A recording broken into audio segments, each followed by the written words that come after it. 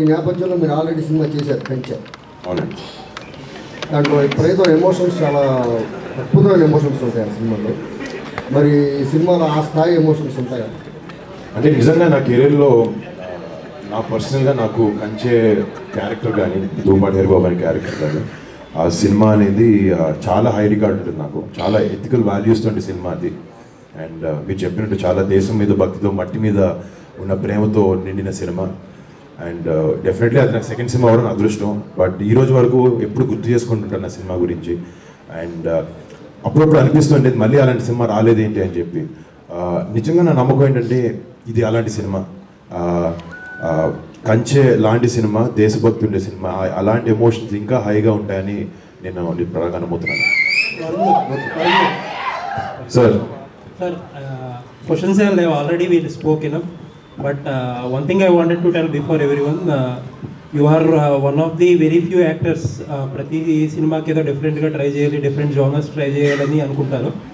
I just want that ఒక్క solid hit, పెద్ద hit పడి I wanted to see you very happy. Thank you so much అన్నయ్య.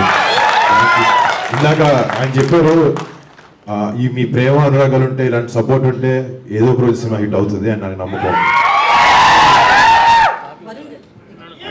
So మీరు pilot గా చేస్తారు ఈ మూవీలో. సో రియలా లేదా డూపులు పెట్టి చేయడం అట్లా ఏమైనా చేస్తారు?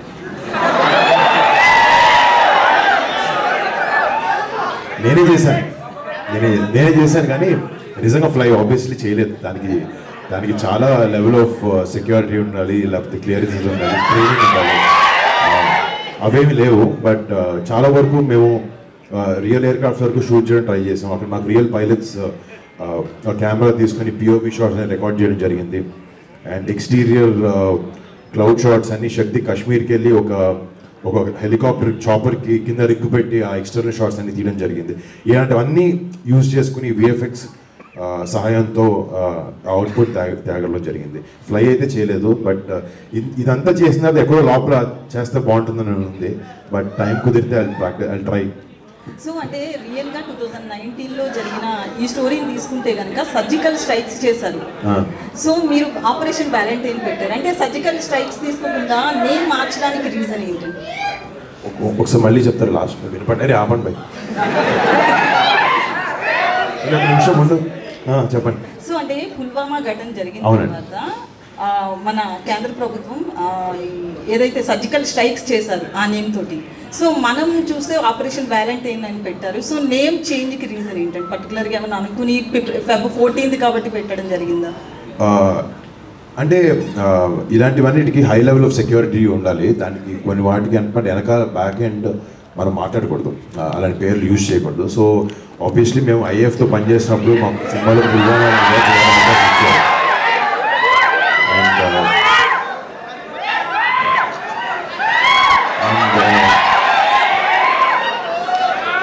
అరే అక్కడ లేడీ అడిగారు, రెస్పెక్ట్ ఇవ్వాలి కొంచెం ఆపు చెప్తాను.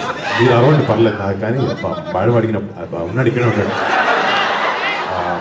కానీ ఆబ్వియస్లీ సెక్యూరిటీ రీజన్స్ వల్ల ఆ పేర్లు వాడకూడదు. అండ్ దానివల్ల పుల్వామా లాంటివి ఇన్సిడెంట్ ఇన్స్పైర్డ్ అని రాసాం కదండి. అందుకే మా ఓన్ ఇంటర్ప్రిటేషన్తో మా ఓన్ పేర్లు మేము వాడడం జరిగింది సినిమాలో. అయితే దేశభక్తికి సంబంధించి మనకి అప్రాక్సిమేట్లీ ఇయర్లీ చాలా మూవీస్ వస్తుంటాయి. బట్ ఈ మూవీ ప్రమోషన్స్ విషయంలో నిజమైన బాధితులు ఎవరైతే ఉన్నారో పుల్వామా వెళ్ళడం కావచ్చు, అక్కడ ఒక సాంగ్ రిలీజ్ చేశారు. సో వాళ్ళని కలవడం జరిగింది. నిజంగానే ఆ దేశభక్తికి సంబంధించి ఎవరైతే ఎవరో సోల్జర్ను వెళ్ళి వాళ్ళ ఫ్యామిలీ మెంబర్స్ని కూడా మీరు కలవడం జరిగింది. సో ఇవన్నీ రియల్ ఇన్సిడెంట్లుగా ప్రమోషన్ చేశారు. ప్రమోషన్ అనేది చాలా వరకు ఫేక్గా జరుగుతుంది. బట్ ఈ మూవీ ప్రమోషన్స్ అనేది చాలా అగ్రెసివ్గా చేశారు. సో పర్టికులర్గా ఏమైనా రీజన్ ఉందంటారా? అంటే మూవీని ముందుకు తీసుకెళ్లాలనా లేకపోతే దేశభక్తి యాంగిల్లో చూడొచ్చా? అంటే ఒకటి డెఫినెట్గా ప్రమోషన్స్ అనేవి సినిమా ముందుకు తీసుకెళ్ళాలి. ఇంత కష్టపడి ఈ సినిమా చేయడానికి రీజన్ ఒకటి ఇందాక చెప్పాను. బట్ సినిమా ముందుకు తీసుకెళ్ళాలంటే తీయడం ఒకటి సరిపోదు, ప్రమోషన్ కూడా చేయాలి సినిమాని. అండ్ ఇప్పుడు కూడా మొత్తం కాలం మారిపోతుంది. మీరు ఎంత మంచి సినిమా చేసినా బయటకు వచ్చి మాట్లాడాలి, సినిమా గురించి చెప్పాలి. అండ్ ఇలాంటి నేపథ్యంలో సినిమా చేసినప్పుడు చాలా వరకు టర్మినాలజీ కానీ అలాంటివన్నీ జనాలు కామన్ పీపుల్కి అంతగా తెలియకపోవచ్చు.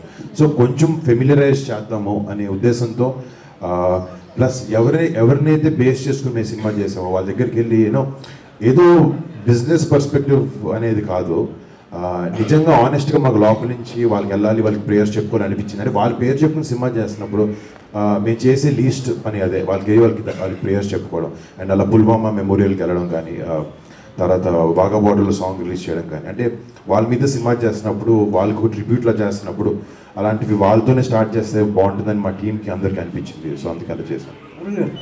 సో అంటే మూవీ టికెట్స్కి సంబంధించి మనం రీసెంట్లీ కొన్ని మూవీస్ విషయంలో ఆ ఫ్యామిలీస్కి మేము డొనేట్ చేస్తాం కొంత పర్సెంటేజ్, ఇట్లా కూడా చాలా మంది ప్రకటిస్తున్నారు. సో దీనికి సంబంధించి అలాంటి స్టెప్ తీసుకునే అవకాశం ఏమన్నా ఉందా? అంటే అది డెఫినెట్లీ డిస్కషన్ ఉంది మాకు టీంలో. అంటే అది క్లారిటీ వచ్చిన తర్వాత కరెక్ట్గా చెప్దాం అనే ఉద్దేశంలో ఇంకా చెప్పలేదు. నేను రాత్రి వరకు ట్రైలర్ రిలీజ్ చేయాలన్న పనిలో ఉన్నాం అందరూ. బట్ మీరు చెప్పింది నిజంగా మా అందరి మైండ్లో ఉంది చేయాలి అనేది. కానీ ఇంకా డిస్కషన్ స్టేజ్లో ఉంది. అది ఎలాగ ఏంటి అనేది మేము want to take it forward. Hello అండి, హాయ్. అంటే మెగా రాడర్లో ఉన్న, అంటే రాడర్లో చిరంజీవి గారు లాంటి ఒక వ్యక్తి ఉన్నప్పుడు దాని చుట్టూ ఉన్నటువంటి మీ కుటుంబ సభ్యులు ఎలా ఎదుగుతారు, ఎలాంటి కథలు ఎంపిక చేసుకుంటారు అనడానికి ఇలాంటి సినిమాల నిదర్శనం. మీ ప్రయత్నాన్ని అభినందిస్తూ ఫలితాన్ని పక్కన పెడితే ఫలితం ఎలా ఉంటుంది, చూసే ఆడియన్స్లో దేశభక్తి ఎంత రగులుతుంది అనేది పక్కన పెడితే మీ ప్రయత్నం చాలా అభినందనీయమని చెప్పచ్చు. సో దీనికి అంటే మొదట కంచె కావచ్చు, లేదంటే తర్వాత అంతరిక్షం, ఇప్పుడు సో ఇలాంటి కథలు ఎంపిక చేసుకునేటప్పుడు మీరు అంటే కమర్షియల్ యాంగిల్లో ఆలోచిస్తుంటారా, లేదంటే సో ఇలాంటి కథలు మనకు అవసరం, తెర మీద ఇలాంటి తెలుగు ఆడియన్స్కి వచ్చిన చూపించాల్సిన అవసరం ఒక హీరోగా నాకు బాధ్యత ఉంటుంది అనే యాంగిల్లో ఆలోచిస్తారు? అంటే ఒక ఒత్తి బాధ్యతతో సినిమాలు చేయకూడదు. సినిమా అనేది కూడా బిజినెస్ అండి. థియేటర్కి వచ్చే జనాలు కూడా ఎంటర్టైన్ అవ్వడానికి వస్తారు. కొన్ని సినిమాల్లో ఇలాంటి మంచి విషయాలు కానీ, ఇలాంటి సాక్రిఫైసెస్ కానీ, లేకపోతే అంతరిక్షం లాంటిలో మన సైంటిస్ట్ పడే స్ట్రగుల్ కానీ అలాంటివి చూపించే అవకాశం అప్పుడప్పుడు వస్తుంది. అలాంటి సినిమా చేయాలని పరిగెట్టినా కూడా అలాంటి సినిమాలు దొరకవు. కానీ అలాంటిది వచ్చినప్పుడు ఆబ్వియస్లీ కెరీర్ స్టార్ట్ అయినప్పుడు ప్యూర్ ప్యాషన్తో ఎక్కువ ఆలోచించకుండా సినిమాలు పిక్ చేసి ఎలా ఉంటే అలా చేసాం. బట్ విత్ టైం అర్థమైంది ఏంటంటే కమర్షియల్ వైబిలిటీ కూడా ఉండాలి సినిమాలో అనేది. సో ఈ సినిమా చేయడానికి one of the main reasons అది. అందరూ ఇది first of its kind, one of its first aerial combat film అంటున్నారు. కానీ ఈ సినిమాలో ఉండే ఏదైతే ఎమోషన్ అయితే ఉందో అది చాలా కమర్షియల్ ఎమోషన్. అది అందరికి, ప్రతి భారతీయుడికి కనెక్ట్ అయ్యే ఎమోషన్ అది. దాని గురించి కొత్తగా, అది కొత్తదేం కాదు. అది 100 సంవత్సరాల నుంచి మనలో ఎప్పటి నుంచో ఉంది. అండ్ బట్ అప్పుడప్పుడు ఇలాంటి సినిమా చేసే అవకాశం దొరుకుతుంది. అండ్ రెస్పాన్సిబిలిటీ అంటే నిజంగా ఒక పర్సంటేజ్ వరకు ఉంటుంది. ఒక మంచి సినిమా చూపించాలి, యంగ్స్టర్స్కి ఒక మంచి సినిమా ఇవ్వాలి. వాళ్ళు ఇప్పుడు ఇలాంటి సినిమా చూసి ధైర్యంతో కానీ, కరేజ్ కానీ పెంచుకునే సన్నివేశాలు ఉన్నాయి ఇలాంటి సినిమాలో. మేబీ అది వాళ్ళ లైఫ్లో ఇంప్లిమెంట్ చేసుకోవచ్చు, వాళ్ళకి హెల్ప్ అవ్వచ్చు. అండ్ ఆబ్వియస్లీ మన సోల్జర్స్ మీద రెస్పెక్ట్ కూడా వాళ్ళకి పెరగాలి, యంగర్ జనరేషన్ తెలియాలి అనే ఉద్దేశం కూడా సినిమా ఇవ్వడం దాంట్లో అది కూడా డెఫినెట్గా ఉంది.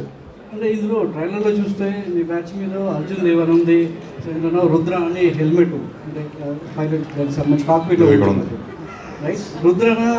సో అర్జున్ దేవన్ అనేది పేరు అనమాట. అంటే ఫ్లై చేసేటప్పుడు ప్రతి పైలట్కి ఒక కాల్ సైన్ ఉంటుంది.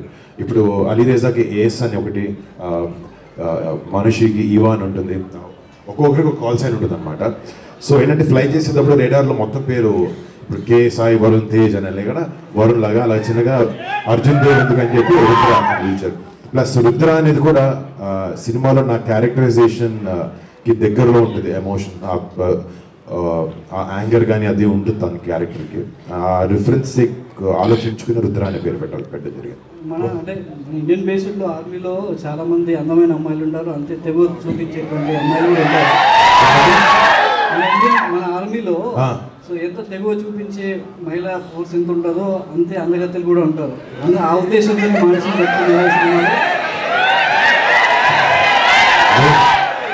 హీరోయిన్ నేను ఎందుకు పెడతానండి, డైరెక్టర్ పెట్టాడు.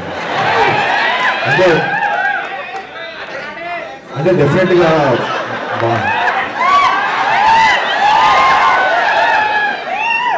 అంటే సినిమాకి తనని తీసుకోవడానికి రీజన్ కూడా అంటే డెఫినెట్లీ క్యారెక్టర్కి సెట్ అవ్వాలనే ఉద్దేశం ముఖ్యంగా ఉంది. అండ్ ఆబ్వియస్లీ తన అందగత్త కాదని దానికి డిస్కషన్ అవసరం లేదు, అది ప్రపంచం మొత్తానికి తెలుసు. అది అందుకే డెఫినెట్లీ తను not just beauty, she's beauty with brains. And అలాంటి ఆమె మా సినిమాకి వాళ్ళు పనిచేయడం కూడా నిజంగా వీఆర్ ఆల్ వెరీ హ్యాపీ. మనిషి ఇలాంటి యాక్టర్స్ మాకు దొరకడం అండ్ ఇలాంటి క్యారెక్టర్కి తను 100% జస్టిస్ చేసింది. మీరు యాక్టింగ్తో పాటు, మీరు అందంతో పాటు యాక్టింగ్ కూడా చూడండి. ఈ సినిమాతో మీరు బాలీవుడ్కి ఎంట్రీ అవుతున్నారు కదా, sir all the best sir. అయితే థ్యాంక్ యూ. ఈ యాంటీ అండ్ కొంత పాకిస్తాన్ వ్యతిరేకంగా వచ్చినటువంటి బాలీవుడ్ మూవీస్ ఈ మధ్య చూస్తుంటే అక్కడ స్టార్ హీరోస్ సల్మాన్ ఖాన్ నటించినటువంటి టైగర్ 3 కానీ లేకపోతే హృతిక్ రోషన్ది ఫైటర్ కానీ అవి అంత ఆశాజనకంగా హిట్ కాలేదు. అంటే ఒక స్టార్ హీరోస్ బాలీవుడ్ వాళ్ళకే హిట్ కాలేదు. ఈ సినిమాతో మీరు అక్కడ ఎంతవరకు క్యాచ్ చేయగలుగుతారు అనుకుంటున్నారు? అంటే ఒక సినిమా హిట్ అవ్వడానికి దాని నేపథ్యం రీజన్ అవ్వదు, చాలా రీజన్స్ ఉంటాయి. నాకు మీరు చెప్పిన దాంట్లో కరెక్ట్గా ఏ టైటిల్స్ కూడా నాకు అర్థం కాలేదు. బట్ ఒక సినిమా హిట్ అవ్వడానికి దాని వెనకాల ఉండే ఎమోషన్ కానీ ఇవన్నీ కూడా చాలా ఇంపార్టెంట్. అంటే యాంటీ పాకిస్తాన్ అంటే ఆ రెండు కూడా కొంత పాకిస్తాన్ అంటే కాన్సెప్ట్ వచ్చింది. నేను వేరే గురించి తెలియదు కానీ మా సినిమాలో మా ఉద్దేశం ఏంటంటే ఒక కంట్రీని బ్యాడ్ లైట్లో చూపించాలనే ఉద్దేశం కాదు. ఒక ఇన్సిడెంట్ మన దేశంలో జరిగినప్పుడు దానికి రీజన్ అయిన మిలిటెంట్స్ కానీ టెర్రరిస్ట్ ఆర్గనైజేషన్స్ కానీ వాళ్ళు డెఫినెట్గా వాళ్ళకి సపోర్ట్ ఇవ్వం. ఎందుకు ఇస్తాం? మన ఇండియాలో మన ఇండియన్స్ అందరికీ దేశభక్తి లోపల ఉంది. మనం వేరే వాళ్ళు ఎవరైనా మన కంట్రీలోకి వచ్చి తప్పు చేసినప్పుడు 100% మనం మనతో నుంచుంటాం, వాళ్ళు మనకి చెడ్డగానే కనిపిస్తారు. బట్ డెఫినెట్గా ఒక దేశాన్ని తప్పు అని అనడం చాలా తప్పు. మేము సినిమాలో ఒక దేశాన్ని తప్పుగా చూపించలేదు, ఇలాంటి ఒక ఇన్సిడెంట్ చేసిన ఒక ఆర్గనైజేషన్ని తప్పుగా చూపించాం, బట్ ఒక దేశాన్ని కాదు. ఫిబ్రవరి 2014 27 గుర్తుంది కదా? డేట్స్ అంత కన్ఫ్యూజన్. 2017 ఫిబ్రవరి 27 ఫస్ట్ షూట్ మన అనౌన్స్మెంట్ వచ్చింది. ఇప్పుడు 10 years కంప్లీట్ అవుతుంది. సో 10 years జర్నీలో మీరు నేర్చుకున్నదాన్ని అడగను కానీ ఏం వదిలేశారు, ఇష్టమైన ఏం వదిలేశారు క్యారెక్టర్ దీనికోసం? అంటే మీరు ఒక యాక్షన్ హీరోగా మన ఫ్యామిలీలో ఒక హీరోగా నిలబడాలని మీకు ఇష్టమైన ఏదైనా వదిలేశారా ఈ 10 yearsలో? అంటే ఏం లేదు, ఒక యాక్టర్గా ఇప్పుడు నేను యాక్టర్గా అయింది రీజన్ చిరంజీవి గారు. నేను చిరంజీవి గారిని చూసి ఇన్స్పిరేషన్గా తీసుకునే యాక్టర్ని అయ్యాను. ఇప్పుడు ఆయన ఎన్నో సాక్రిఫైసెస్, ఫ్యామిలీ టైం కానీ లేకపోతే ఫ్రెండ్స్తో టైం కానీ ఇవన్నీ సాక్రిఫైస్ చేస్తానని ఆయన ఒక్కడే కదండి, ఆయన చాలా గ్రేట్. బట్ ఇండస్ట్రీలో ఉండే ఎంతో మంది హీరోస్ ఎన్నో సాక్రిఫైసెస్ చేస్తేనే వాళ్ళ పర్సనల్ లైఫ్కి అన్నిటికీ they can shine in their career. అలాంటి సాక్రిఫైసెస్ డెఫినెట్గా ఇది అది అని కాదు కానీ ఎవ్రీ టైం టు టైం ఏదో ఒకటి వదిలేసుకుంటూ ముందుకెళ్ళాలి. ఒక్కొక్కసారి కడుపు మార్చుకోవాల్సి వస్తుంది క్యారెక్టర్ కోసం, ఒకసారి ఇంటికి లేట్గా వెళ్ళాల్సి వస్తే నిద్రలు ఉండవు, ఇవన్నీ కామన్. బట్ అందరినీ డ్రైవ్ చేసేది ఒక మంచి సినిమా ఇవ్వాలి, ఈ ప్రొఫెషన్లో రాణించాలి అని ఒక ప్యాషన్ ప్రతి యాక్టర్ని డ్రైవ్ చేస్తే నన్ను అదే డ్రైవ్ చేస్తుంది. సో ఇంకొక క్వశ్చన్ అంటే మ్యూజిక్ గురించి. మిక్కీ జే మేయర్ గారు ఇక్కడ లేరు. సో ఫస్ట్ ఫిల్మ్ నుంచి మీకు ఆల్మోస్ట్ ఇది 5th ఫిల్మ్. అవునండి. ఆయనతో మీరు ట్రావెల్ చేస్తుంటే ఈ ట్రావెల్ ఎలా ఉంది? అంటే డైరెక్టర్స్ లేదంటే కథ డిమాండ్ చేస్తున్నాయా మీకు ఇవన్నీ, లేదు మీరు ఏమైనా సైట్ చేస్తున్నారు? నేను రికమెండేషన్ లాంటివి నిజంగా చేయనండి. అంటే నేను ఫస్ట్ సినిమా నుంచి ఎవరో తెలిసిన వాళ్ళు వాళ్ళకి క్యారెక్టర్ ఇవ్వాలనేది కాదు. ఇప్పుడు వాళ్ళ క్యారెక్టర్లో వాళ్ళు చూడగలుగుతున్నాం, వాళ్ళు కరెక్ట్గా ప్లే చేయగలుగుతారు, దానికి 100% న్యాయం చేయగలుగుతారంటే అది పెద్ద చిన్న యాక్టర్ అని కూడా నేను అట్లీస్ట్ నా సినిమాల వరకు నేను వాటికి ప్రాముఖ్యత ఇస్తాను. ఇప్పుడు ఫస్ట్ ఫర్ ఎగ్జాంపుల్ అలీని చూసినప్పుడు అలీ చాలా సినిమాలో చాలా క్యారెక్టర్స్ చేశాడు. బట్ అలీని చూసినప్పుడు నాకు నిజంగా తను ఒక ఎయిర్ ఫోర్స్ ఆఫీసర్లో ఉంటాడు, తను చేస్తే బాగుంటుంది అని అలాంటి రికమెండేషన్స్ తనకి మా క్రూ నుండి చాలా మందికి అలాంటి రికమెండేషన్స్ ఇవ్వడం జరుగుద్ది. బట్ అంతవరకు అంటే వాళ్ళు ప్లస్ తను కష్టపడి తనకుంది, నవదీప్కి, మానుషికి, మా అందరికి సినిమాలో పనిచేసే ప్రతి ఒక్క ఆర్టిస్ట్ అలా కష్టపడే వాళ్ళే. సో నాకు కూడా ఎక్కడైనా నాకు ఒక కంఫర్టబుల్ పొజిషన్ ఉంది, నా మీద సినిమా చేస్తున్నారు, నాతో నన్ను నమ్ముకుని ఒక 100 మందో 50 మందో సినిమా చేస్తున్నారు అనుకున్నప్పుడు ఈ రెస్పాన్సిబిలిటీ నాకు 100% ఉంది. అప్కమింగ్ వాళ్ళకి లేకపోతే కష్టంలో ఉన్న వాళ్ళకి ఛాన్స్ ఇవ్వాలి, ఎవరికైనా లేకపోతే టాలెంటెడ్ పీపుల్కి ఛాన్స్ ఇవ్వాలి, ఒక ప్లాట్ఫామ్లో క్రియేట్ చేయాలి అనే ఒక ఉద్దేశం మాత్రం నాకు 100% ఉంది. అలాగే మిక్కీ యంగ్ కాదు, మిక్కీ చాలా proven director, music director first నుంచి. కానీ మా ఇద్దరికి అలా కుదిరింది, ఎప్పుడు ప్లాన్ చేసింది కాదు. 5th ఫిల్మ్ ఇది. ఈ సినిమాకి వచ్చినప్పుడు నిజంగా తను చాలా ఫెనామినల్ వర్క్ చేసి ఇందాక మీరు బీజిఎం వింటుంటే అందరికీ గూస్ బంప్స్ వస్తున్నాయి వింటున్నప్పుడు. And thanks to Mickey for giving great music score. ఇంకొక క్వశ్చన్, మెగా ఫ్యాన్స్ చాలా మంది ఈగర్లీ వెయిట్ చేస్తున్నారు. అంటే గత సినిమాలు హీరోస్ నుంచి వచ్చిన సినిమాలు అంత ఆశాజనకంగా లేవు. మెగా ఫ్యాన్స్ అందరూ ఎంతో ఈగర్లీ వెయిట్ చేస్తున్నారు. మెగా ఫ్యాన్స్ ఆకలి తీర్చడానికి ఈ సినిమా ఎంతవరకు? ఈ సినిమా కాదు, జనరల్గా ఒక సంవత్సరం సినిమా పోతే నెక్స్ట్ సంవత్సరం పైకి వెళ్తానే ఉంటాం. అది లాస్ట్ ఏ నుంచి చూస్తున్నారో ఒక సంవత్సరం డల్గా ఉండొచ్చు, అది పర్లేదు, అది ఆ రొటీన్ ఏ యాక్టర్కి ఎవరికైనా ఉంటుంది. బట్ హిస్టరీ చెప్తుంది దాని గురించి. నా వంతు ప్రయత్నం అంటారా, నాదేదో 2 సినిమాలు ఓకే బాగాడలేదు, బట్ కష్టపడి ఈ సినిమా చేశాను, బ్లడ్ స్వెట్ టీయర్స్ పెట్టి చేసాం. డెఫినెట్గా సినిమా ఆడుతుంది, నమ్మకం ఉంది నాకు. బాగుంటే మీరు అందరూ దాన్ని హిట్ చేస్తారని నమ్మకం కూడా నాకు ఉంది. Thank you.